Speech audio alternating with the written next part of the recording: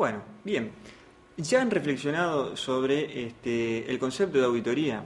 Ahora los invito a ingresar al módulo propiamente dicho y para ello vamos a abordar el punto número 2, que es elementos de juicio. Fíjense, como idea central lo que deben tener en cuenta es que los elementos de juicio es toda la información que va a recoger el auditor. Ya vamos a ver de qué naturaleza es, pero es toda aquella evidencia que va a obtener, ¿sí? Evidencia. Otro sinónimo que se utiliza es de prueba y otro sinónimo, o mejor dicho, en la jerga de auditoría se habla de elementos de juicio. ¿Por qué hablo de sinónimos? Porque la idea central que ustedes tienen que tener o pueden asociarlo es que el concepto de evidencia deviene mucho del anglosajón. Los anglosajones hablan de obtener evidencia. En la Argentina, para poner un ejemplo, se habla de la prueba a nivel del ámbito judicial, es decir, una prueba testimonial, una prueba de ADN, es decir, todos son de una u otra manera elementos de juicio. En auditoría hablamos de elementos de juicio, pero muchas veces utilizamos indistintamente el concepto de evidencia o de prueba. En esencia es básicamente, podría decirse, todo muy parecido, porque lo que se busca con esto, sea la evidencia, la prueba o el elemento de juicio, es el respaldo de las conclusiones de auditoría. Ello, digamos, los elementos que obtengamos es lo que va a respaldar, en definitiva, el dictamen o juicio al que llegue el auditor. Comprendido esto, entonces, los invito a pasar al siguiente punto, que es la naturaleza de esa evidencia, prueba o elementos de juicio. ¿Cómo se clasifica esa evidencia? Bueno, hay una propuesta de 3. A través de registros, la primera, o a través de documentos fuentes, la segunda, o a través de información corroborativa. Vamos a analizar un poquito cada una de ellas. Los registros, que pueden ser contables o no contables, ¿cuáles son? ¿Qué evidencias son? Bueno, algunos hemos mencionado, ya dijimos, la cuenta de inversión, un subdiario de caja, un parte de tesorería. Estos son contables o presupuestarios, pero podría también haber ejemplos de tipo de registros no contables. Uno sería, si pensamos, haciendo una auditoría de tipo laboral, el registro de entrada y salida del personal.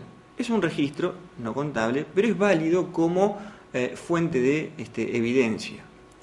Otro ejemplo podría ser, si estamos auditando un dispensario, el registro de colocación de vacunas.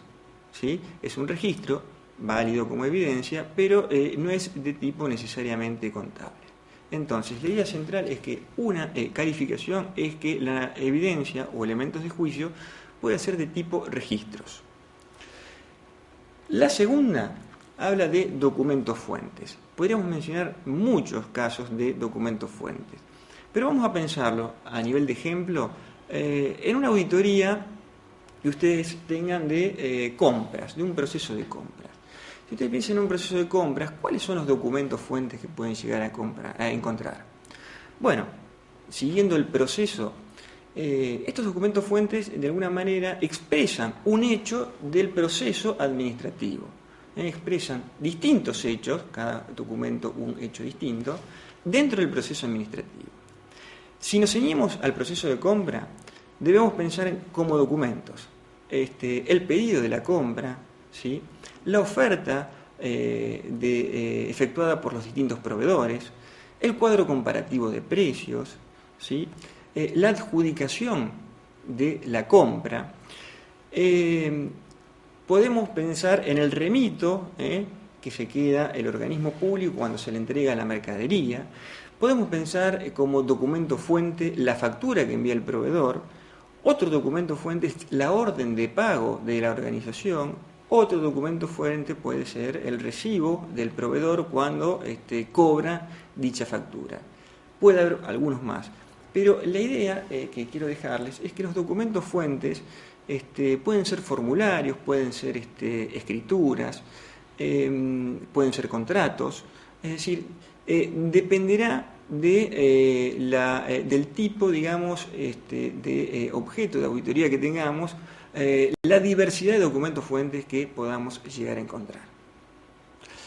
Y por último, este nivel de evidencia o calificación de evidencia que estamos hablando es la información corroborativa. Es decir, ante un pedido del auditor, corroborar cierta información. La información corroborativa puede clasificarse a su vez en dos tipos. Puede ser obtener información oral o escrita. Vamos a poner un ejemplo. Yo puedo ir y preguntar, siguiendo con el esquema de compras, al responsable del área que me cuente cómo es el proceso de contratación, ¿sí? Esa respuesta es de tipo oral, porque yo estoy obteniendo evidencia sobre la base de comentarios, explicaciones que me hace una de las personas de la organización. Alternativamente, yo podría decir que esas explicaciones que me las da oral, las ponga por escrito y me las firme. Entonces, en ambos casos estoy obteniendo información corroborativa, pero por un lado la estoy obteniendo de manera oral y por otro lado la estoy obteniendo de manera escrita, lo cual ya veremos cuando hablemos de la credibilidad de los elementos de juicio, de la evidencia, la importancia que tiene esto. Complementariamente también debo decir de la información corroborativa, tener presente que yo la puedo obtener a esa respuesta oral escrita directamente por personal involucrado en la organización. Pero también la puedo obtener de personas ajenas a la organización. Pongamos un ejemplo. Si yo decido como auditor que es importante obtener de los proveedores los saldos a una fecha determinada que la organización le debe, yo estoy obteniendo una información corroborativa de tipo escrita, ¿sí?, pero ofrecida no por personal de la organización, sino por un tercero ajeno a la organización. Bueno, en definitiva, tener presente cuando hablemos de naturaleza de la evidencia, que puede ser de tipo registros, que puede ser de tipo documentos fuentes, o que puede ser de tipo de información corroborativa. Por eso, los invito nuevamente al espacio que hemos incorporado en este video educativo para pensar. Desde su realidad laboral, pregúntense, ¿qué tipo de naturaleza de evidencia es la que utiliza más frecuentemente? ¿Sí? Fijar la clasificación que hemos propuesto y preguntarse, de acuerdo a su espacio o su realidad laboral, cuáles son aquellas que utilizan más frecuentemente.